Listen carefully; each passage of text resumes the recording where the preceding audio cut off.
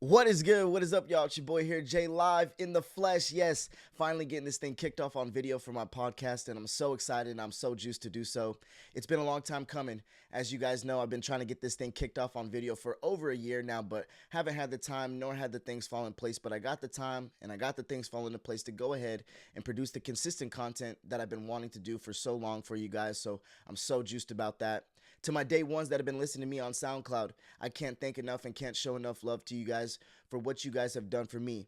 Nothing in particular besides listening to my episodes, but ultimately you guys are the ones that pushed me to get to this very moment for the very first episode of JPA on video. But like I said, welcome to the very first episode of JPA on video. Don't want to get you confused with all my Padre memorabilia, you feel me? But at the end of the day, I'm not only going to be introducing to you guys a new episode of JPA, but also an entire new segment, an entire new series, whatever you guys want to call it, of the teams that I follow very closely: the Padres, the Chargers, and the Thunder. And they will be called Padres Banter, Chargers Banter, and Thunder Banter. Like I said, they will be separate from the actual videos. I will still be posting JPA videos and still be going on the broad landscape of all things sports, but also just wanted to seclude my teams that I follow very closely, and just didn't want to mix in the two and just start rambling about things that people don't want to hear about ultimately, and separate the two. But like I said, not only will it be the first episode of JPA right here right now, but it will be the very first episode of Padres Banter right here right now. So welcome y'all to the very first episode of JPA and Padres Banter, and let's get into it. It's been a long time coming, but we're here, baby. Let's get it.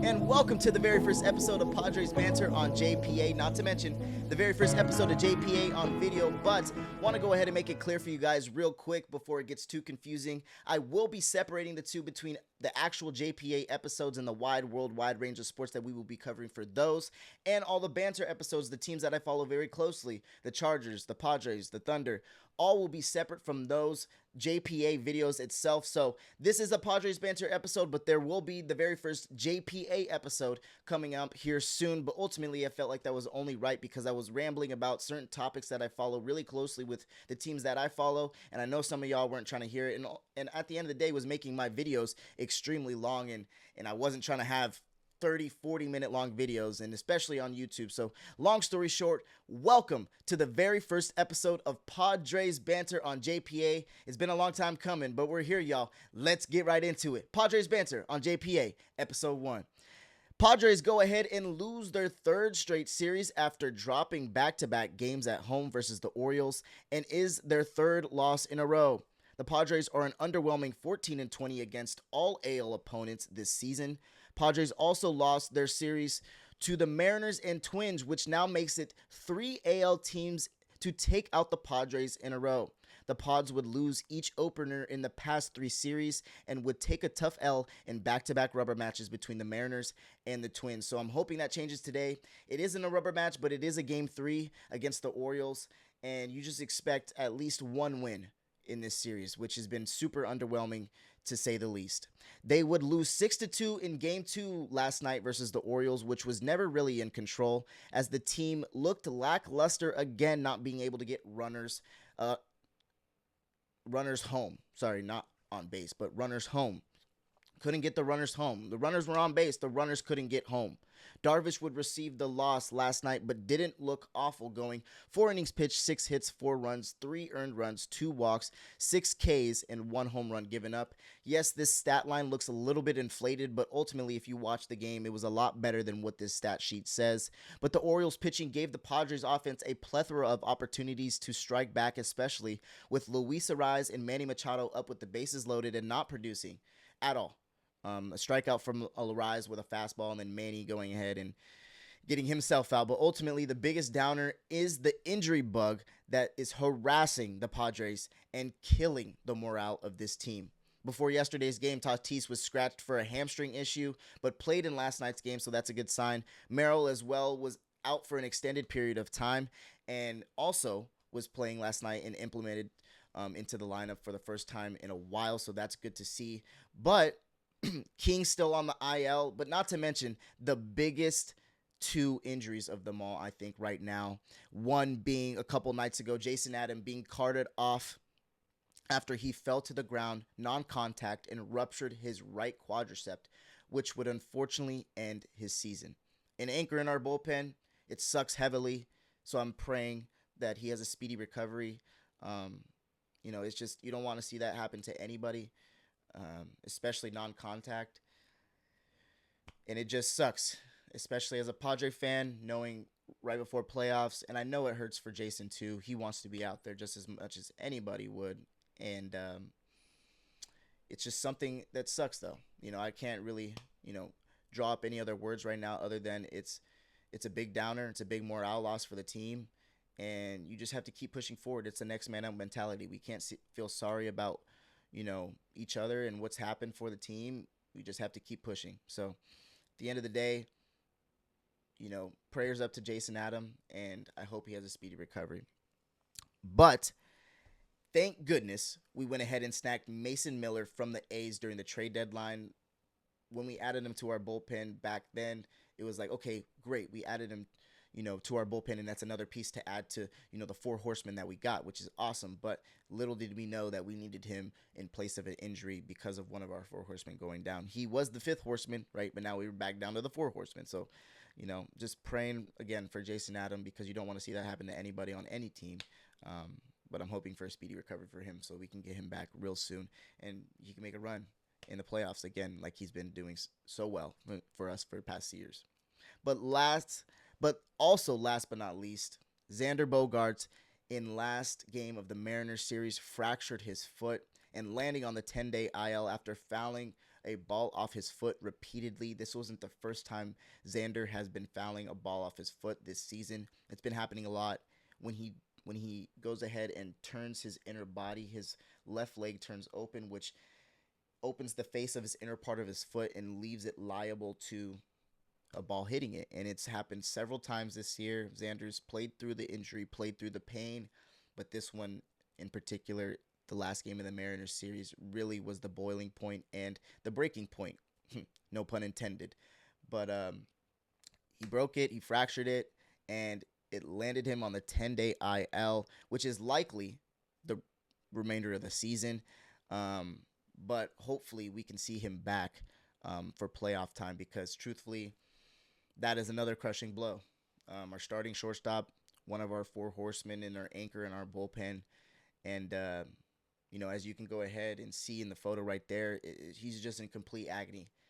And I'm just hoping and praying nothing but the best for Xander, because also not just because of this injury, but this entire season has been an up and down season for Xander. I had a ton of optimism going into this season that Xander was going to have a career year, and that was just me being optimistic, being a Padres fan, because of everything that has happened to him in previous years. I felt like this was the year. This was the year that he was going to turn it all around and really show Padres fans what he's capable of. And he's really had an up and down year. Started the year really, really slow because he was trying to push too hard.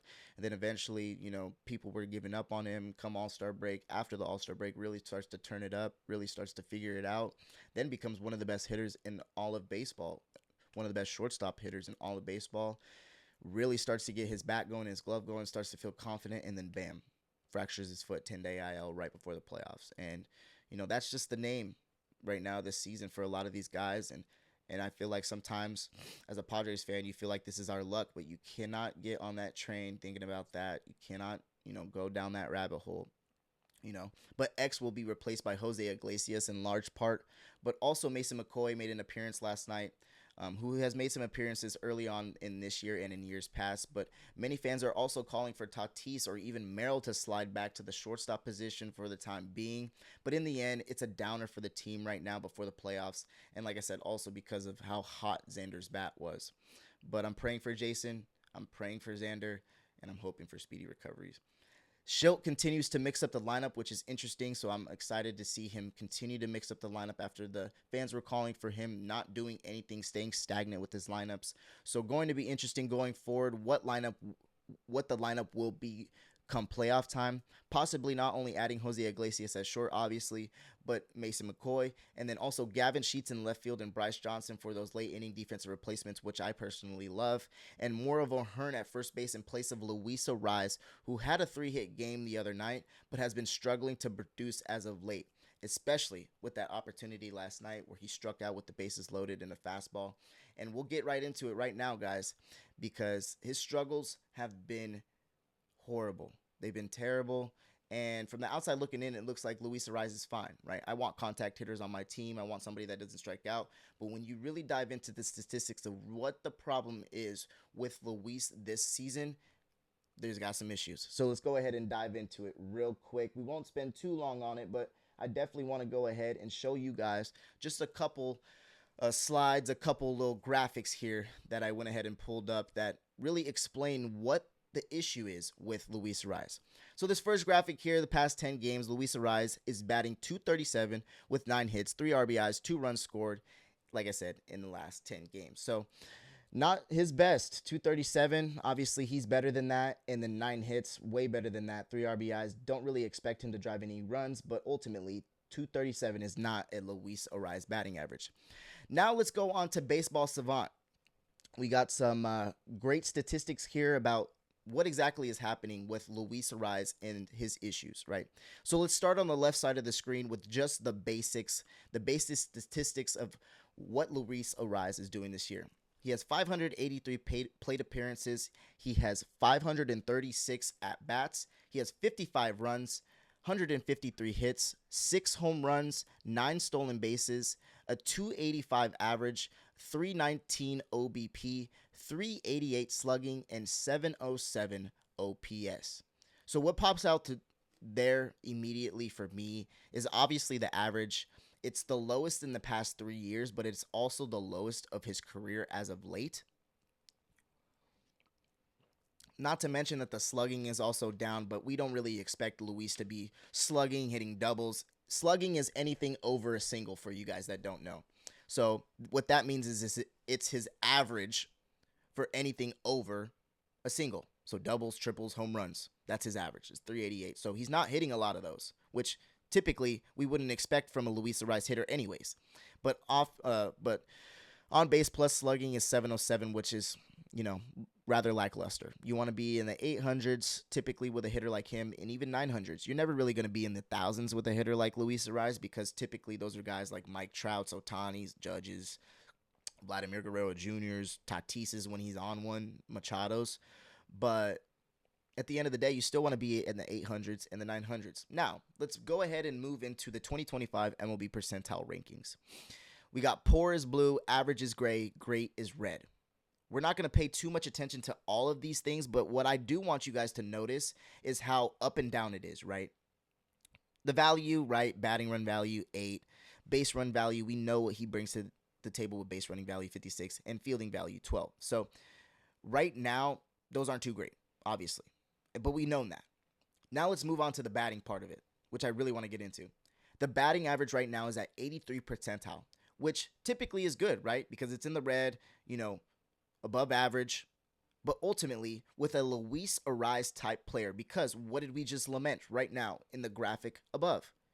Base running value is at a 56, which is average, and fielding value is super poor. So when you have those two characteristics a part of you as a player, you have to have an insane percentile when it comes to the batting average. So for a Luis Arraez specific player, he needs to be in the 90s to 100th percentile when it comes to batting average. He's batting .280, which typically is great for any other player. But like I said, when you have no value when it comes to base running and fielding, and you bring no power to the table, your average has to be through the roof. Like I said, slugging, average exit velo, barrel percentage, hard hit percentage are all under 10. Extremely poor, which again we expect from a Luis Arraez hitter, but we would like those to be a little bit higher, right? Just a tad. We go to bat speed. He has the lowest bat speed probably in all of Major League Baseball, but that doesn't tell you the tale of him as a hitter, because truthfully, he has a .280 average and has the worst bat speed in the league, which means that, okay, he's a very good contact hitter, and at the end of the day, his bat speed does not matter. But when you make weak contact with that bat speed, it doesn't matter what kind of contact you're making. If you're making contact and it's weak contact, it's not good. That doesn't mean that just because you're making contact that it's good. And I think that's where a lot of people get caught up is they think about the contact. They think about not striking out, which is great. Don't get me wrong. There's too many strikeouts in this day and age of baseball.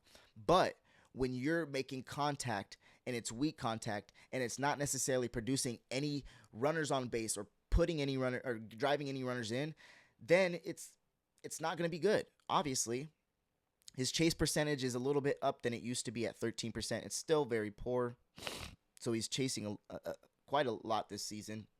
His whiff percentage is at 100 percentile, and his K percentage is at 100 percentile. So what that tells you is whiff percentage is he doesn't whiff at all, which means that he doesn't miss. Swing and miss is what whiff means, right? When you swing and miss, completely miss the ball. He doesn't miss. So that's also part of it is when he swings, he's making contact almost 100% of the time, which almost 80% of those balls are getting put into play. His K percentage is, like I said, one of the best of his career, if not the best of his career. But because he's making contact with all the pitches and not necessarily walking, which is the next graphic right under the K percentage, is walk percentage, and it's at 6 percentile, which is super low. So if you're not K'ing, but you're not walking and you're making contact, which is weak contact, it's overall not good. And we've known what to expect when it comes to fielding and base running. Obviously, like I said, his range is at a 4 percentile. His arm strength is 28th, and his running is at a 25th. But here's also the other thing. We shouldn't be hitting and running with Luis Arraez at all. No idea why Schilt wants to continue to hit and run with Luis Arraez on base when we know his percentile is of a catcher, damn near. But, like, again, I'm not trying to continue to throw shade at Luis Arraez, but we were doing 2-handed runs the other night. One didn't even count, but one did count. We got thrown out, and it just doesn't make sense why we're running with Luis Arraez on first base. But now moving on to the right side of the screen. Hits spray chart, right? What do we see here specifically? There's a lot of orange dots, which means that there's a lot of singles, right? Orange dots, singles, purple dots, doubles, yellow dots, triple, and red is a home run. There's a ton of singles, but that's not necessarily what I'm paying attention to as a whole. What I really see here and what this picture really paints a picture for me is the fact that there's a ton of singles to the left side of the field. Okay, Luis Arraez is a what? Opposite field hitter. Okay, that's fine. But what this tells me is a lot of those hits as well were very shallow, if you can see. They weren't necessarily flares or bloops, but they were borderline because of a lot of the opposite field way that, or just the way that he's going with the opposite field, contact, not necessarily trying to pull all his balls. But if you look at all his home runs, he's pulled every single one of his home runs. So his power really comes from his pull. But the type of hitter that he is a type of hitter that loves to see the ball, obviously, not only when it comes to seeing first pitches, but he also likes to see the ball very late through the zone. He really likes to read what the pitch is doing, which essentially means that you have a better analysis of what the zone is, but he's chasing too much this year. So it really does, it's like kind of redundant. Like he looks at a lot of pitches and it feels like he's really good at knowing the zone, but then he chases at things when it comes to 2 strikes. And that's the other thing about it that we'll get into is he's not swinging at first pitch strikes. And that's the issue with his production as well, is he's not swinging at pitches that are probably the best pitch to hit in that at bat. Let's get into some StatCast batting statistics. A little bit more advanced here for you guys, not just the regular, not just the regular batting average and the slugging and all that, but we're really getting into some advanced statistics here with Luis Arraez. If you look at the 2025 season, he has 2143 pitches seen, 538 pitches batted balls. He has 5 of those barreled, which means anything that's hit over 90 miles an hour. That's a barrel. That's what they consider, quote unquote, a stat nowadays. So anything that's hit over 90 miles an hour is considered a barrel. He's had 5 barrels out of the 538 balls he's batted. Terrible. His barrel percentage is 0.9. His barrel per plate appearance is 0.9. His average exit velocity is 85.8, the lowest of his career. But somehow he managed to get at 107.8 max exit velo on one of his home runs this season, which is the second highest of his career. His launch angle is kind of mediocre this year. His sweet spot percentage is the lowest of his career at 36.6%. His batting average is 280, lowest of his career. Slugging, 352, lowest of his career. And hard hit percentage, let's skip these three right here and go to hard hit percentage. 16.4, by far the lowest of his career. Not hitting anything hard. And if he is hitting it, he's not, like I said, he's not hitting it hard. But has the highest or quote unquote lowest K percentage of his career, which is technically the highest, in the sense that, it's his best, 2.7% K percentage. He's not K'ing at all. So that's great. But that just means that he's making contact, right? But then when you look at the contact, we'll get into it right here, it's weak contact. And last but not least, walk percentage, 4.6%. He's not getting a lot of walks drawn. So not getting any hits, not getting any walks somehow, and, not getting on base in general. Now let's go into the pitch tracking. 2025 season, 2024 season, the last two seasons of fastball, breaking, and off speed. He's seen a total number of 1,374 fastballs, 569 breaking balls, and 200 off speed. His batting average against off speed this season is 294. His against breaking is 303, and against the fastball is a shocking 266. So that explains the story last night of why he struck out against the fastball, right? He's struggling against the fastball this year. It's obvious. He has 8 strikeouts against the fastball this season, which typically he doesn't strike out against the fastball that much. Yes, last season he had 10 strikeouts, as you can see, but he had 15 against the breaking last year. This year he has 8 against the fastball, 4 against breaking, and 4 against off speed. Right? 265 batting average. Actually, it's right next to it. XBA is a different stat. BA. 265 against the fastball. 325 against breaking, and 295 against off speed. So it just tells you that he is really either waiting too late to swing at a fastball or not anticipating the fastball when it comes.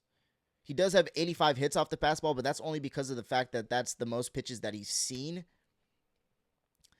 But we want to get into exit velo, 85 miles an hour off a fastball, average exit velo, which isn't great. His whiff percentage is actually the lowest of any pitch that he sees at 4.5%, but ultimately, it's not panning out for him. He's striking out the most against this pitch. He's not going ahead and barreling this pitch up as much as he can in years past. I mean, if you look at last year, he had 115 singles off the fastball, 140 hits off the fastball, and only 10 strikeouts. He's 2 away from matching his strikeout total on the fastball last season. So that kind of paints a picture for you there. And now let's move into the batted ball profile and the quality of contact. And this is what I really want you guys to pay attention to here. Okay. A lot of you guys probably are looking at this like, this looks like gibberish. This looks like, a foreign language to you guys. That's all right. I'm going to help you guys out right here, right now. Now, let's just keep our eyes on the 2025 section all the way across the screen on the batted ball profile section. Let's start at ground ball percentage, right? He's at 45.5% of the balls that he hits, batted balls that he hits, are ground balls. And if you pay attention, that is the second highest of his career. All right. We can live with that, I guess, right? If we dive into more, we'll understand a little bit more. His air percentage this year of the batted balls he has faced, 54.5%. Lowest of his career. Second lowest of his career, sorry. Now we get into the specific pitches. Fastball percentage, LD percentage, and PU percentage. 22.3%, which is really low against the fastball, right? LD is line drives, guys, and PU is pop-ups, mind you. 27.5% line drives. Lowest of his career. He's a line drive hitter. He's not hitting any line drives this season. And lastly, pop-ups. 4.6, highest by far, or sorry, not by far, second highest by far, because uh it's a weird jump there when it comes to pop-ups. But 4.9 last year, 4.6 this year. And sorry, for the fly balls, it's 22.3. It wasn't fastballs. Fly balls, 22.3. So you just look at those statistics. It kind of paints you a picture of what is happening. A lot of pop-ups, no line drives, and again, a lot of fly balls. So got to fix that. Now, all batted balls, right? Those were all in the air. Now, all batted balls, right? He's pulling 30.3%, which, for a left-handed hitter, you kind of would assume. But at the end of the day, for a Luis Arraez hitter who's always looking to go to the opposite field, who has the most hits on the opposite field this season that he's ever had, how in the hell is 30.3%? It's one of the highest of his career. He's pulling the ball too. So he's not, what that tells me is he's not using the middle of the field whatsoever this year. And it tells you right here, straight percentage, which means line drives up the middle, 31.6%, by far the lowest of his career. Now we go into Oppo, 38.1%, highest of his career. And that explains all of the opposite field hits that he has. Now let's get into the batted ball breakdown, right? Pulled ground ball, 17.8%, highest of his career. Straight ground ball, 17.3%, second lowest of his career. Opposite field ground ball, 10.4%, highest of his career. Pull percentage, pull in the air, 12.5%, right? That's kind of mediocre. Straight in the air, 14.3%, lowest of his career by far. Opposite field in the air, 27.7, and is the second highest of his career outside of his rookie season. So there's just a lot of that going on, guys. Not using the middle of the field and putting the ball in the air in opposite field and not really pulling the ball as much as you should. Even though the statistics say that he's pulling the ball, he's really not pulling the ball as much as it says he is, because of the fact that when you get into it, you kind of see that the batted balls that he's pulling, it's just like weak ground balls. It's not necessarily like him pulling the ball. So that's going to count as a pull percentage is what I'm saying. But now let's get into the quality of contact that I really, really, really want you guys to pay attention to, and really is the name of the story for Luis Arraez this season, because he is chasing at it the highest rate that he's ever had. And because he is such a knowledgeable hitter and knowing and confident that he can go ahead and make contact with whatever he sees, that also is the problem. It's a gift and a curse to be able to do that, because he's so overly confident, it's making him have tendencies to swing out of the zone, which he typically doesn't do. And then when he does swing out of the zone, he makes extremely weak contact, because how are you going to make strong contact with stuff out of the zone unless you're Vladimir Guerrero Jr. or you're Vlad Sr., right? Good bad ball hitters. I'm not saying Luis Arraez isn't a good bad ball hitter, but 9 times out of 10, he's making weak contact with those pitches that he's swinging out outside of the zone. And it's not even just outside of the zone. I'm talking about chase, right? I wish I had a graphic up here for all of the things that the zones that he's swinging at more than not. But at the end of the day, that is, I think, the name of this season for Luis Arraez, and I hope that he switches it over. But let's pay attention to this last graphic before we go ahead and move on to the next segment. Weak percentage this year, 2025. Weak percentage, 4.6%, by far the most of his career, the highest of his career, 4.6% weak contact. Topped percentage, 34.8%. So he's topping balls more than he ever has in his career. 31% under percentage, also highest of his career. Flare burner percentage, 26.2, not necessarily the highest of his career. And I think part of that is due, in fact, because when he's swinging at such bad pitches, those flares those little flares that you swing at that are kind of in the zone, those will turn into hits. But when you start swinging at pitches outside of the zone, those flares are going to turn into outs, is what I'm saying. It's a little bit easier to hit a pitch in the zone than it is outside of the zone. So a lot of those flares that you see that he's just throwing his bat out outside of the zone and it's not dropping, it's because of the fact that, well, if it was a little bit closer to the zone, he'd probably get a little bit more on it and then eventually drop it in there. But there's not a lot of flares and a lot of burners this season for Luis Arraez. If you look at the statistics right here, since 2019, 30, 33, 33, 30, 33, 32, and he's getting those to drop. But also it could be because of the defenses are playing him a little bit different and understand his tendencies now. Solid contact, 1.9%, y'all. He's making solid contact 1.9% of the time. Barrel percentage, 0.9, like we were talking about, and barrel per plate appearance, 0.9 per plate appearance. So it's bad. It's just bad. The quality of contact that Luis Arraez is producing is not enough, and it's eventually hurting the team so much so that it's not moving ducks across the pond. It's not moving ducks home, and it is eventually being detrimental, so much so that we have to move him out of the lineup because he doesn't bring any value with the running, and he doesn't bring any value with the fielding and the glove. So ultimately, Luis Arraez, I think, is a great player. I truthfully believe. I think all Padres fans love him in the sense that, of who he is as a player and what he brings to the table as far as mentality-wise. But lately, he's really just been hurting the team, and I hate to see a bunch of fans turn on him and want him out of the lineup.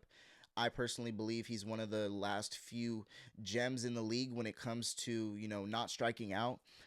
Those types of things are taken for granted nowadays in this day and age of baseball. And like I said, I'm not trying to throw a ton of shade to Luis Arraez, but I did want to go ahead and get into a breakdown of what really is happening with him this season. He's been so good for so long when it comes to, hitting the baseball. I mean, he won the batting title last year. And, there's a ton of more awards that he has outside of just that. But at the end of the day, it just sucks to see everybody turn on him. But I am still optimistic that he'll turn this season around. I'm still optimistic that he'll re-sign with us eventually after this season and won't leave and hopefully come back.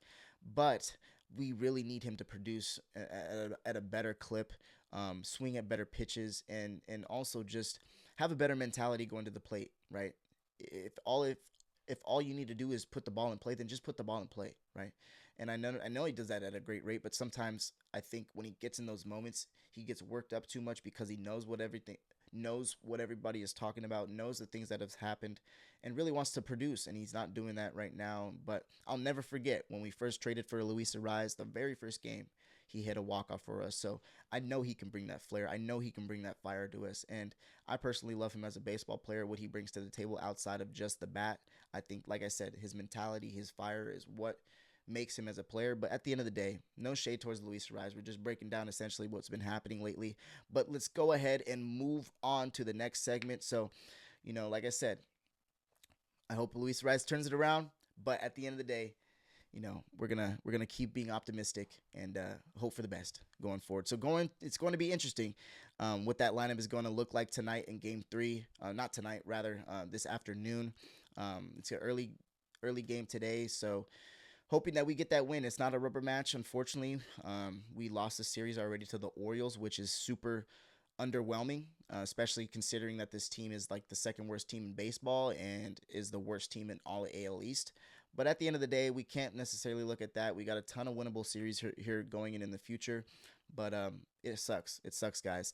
In both previous Game 3s, I'm going to go ahead and break down a little bit of what happened in the past two series. Obviously, the past two games of the Orioles have come and gone, and we lost those two games, like I said, but want to go ahead and kind of paint a picture of what's been happening in the past two series to lead us to this very moment right now. In both previous Game 3s, the Mariners and Twins led the game the entire way and never looked back. Padres would out-hit the Mariners, but Seattle would capitalize with big home runs when needed. And what's funny is in Game 3 of the next series, the Padres would tie in hits with the Twins, but again, could not move runners across the pond or home, or however you want to put it. They couldn't get runners home, y'all. Couldn't get runners home. In Game 1 of the Mariners series, Sears did give up some runs, but the Pods matched the total, hit total again. Game 2, Cease was lights out until he wasn't, giving up runs late, with Laser staying hot, being our MVP of our team right now, and joined Slam Diego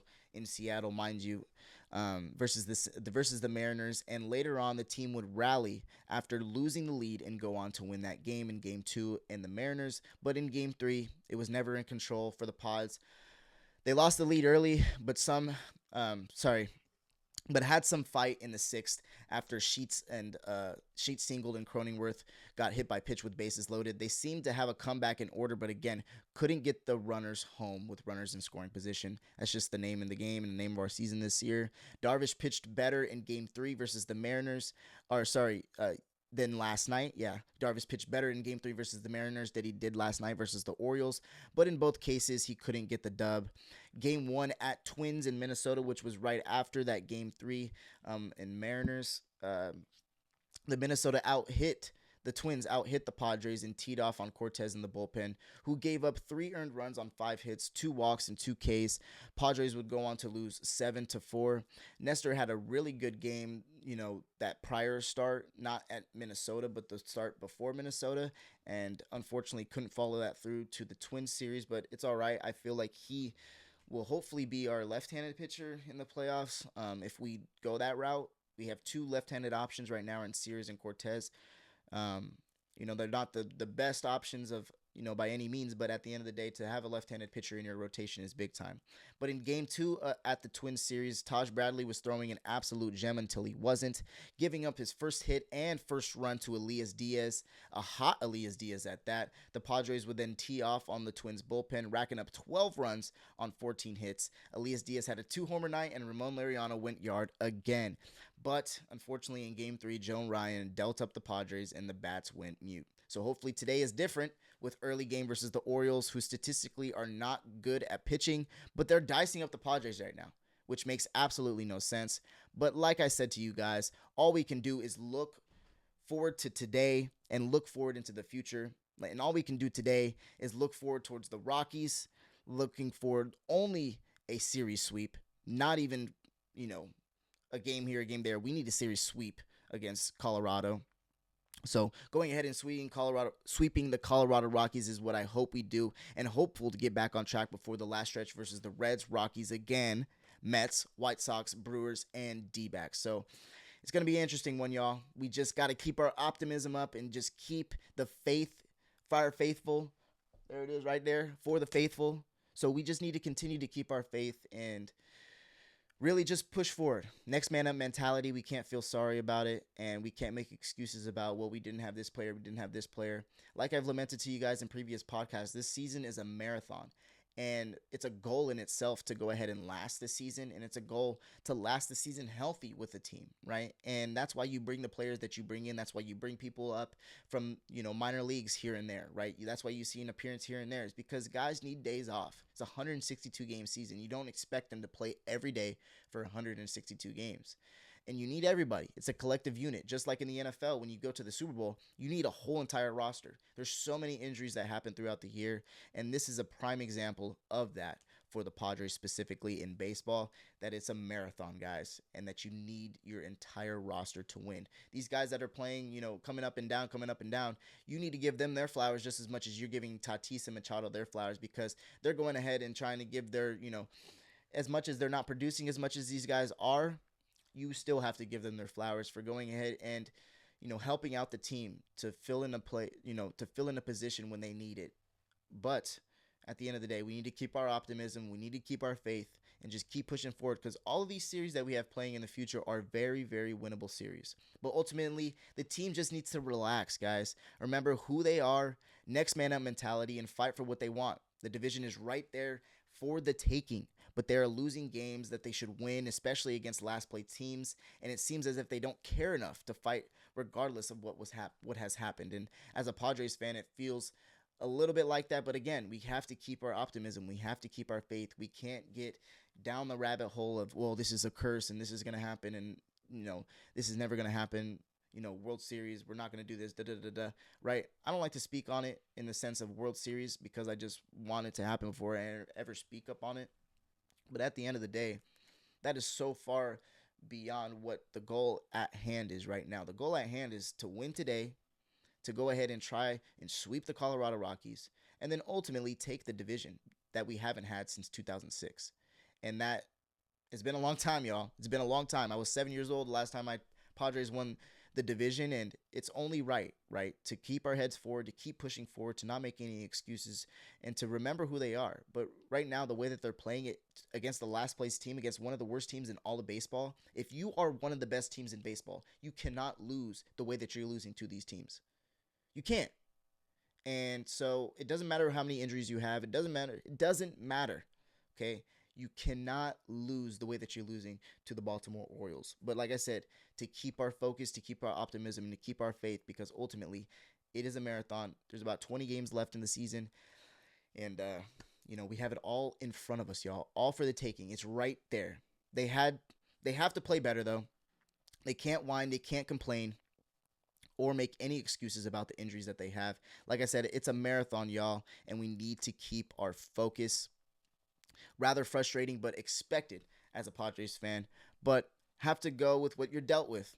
And you can't think that way and try and break this curse that is happening. Like I said, we can't think that way. We can't think that this is a curse and everything, and, luck's not on our side. We have to change the game. We have to change the name of the game. We have to change our mentality, y'all, and continue to look forward, because like I said, we got a bunch of winnable series starting today.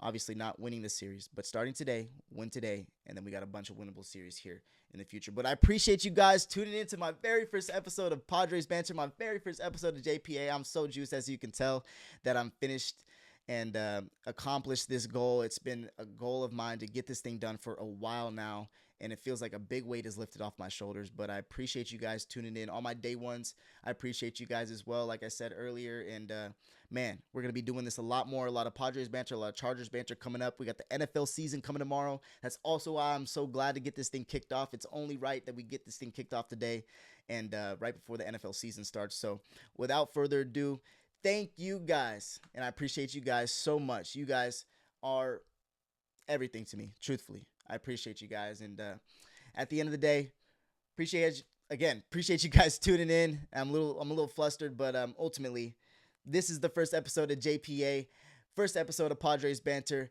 Appreciate you guys tuning in, and tune in for some future episodes that we got going on, all right here on the channel of JPA going forward. We out.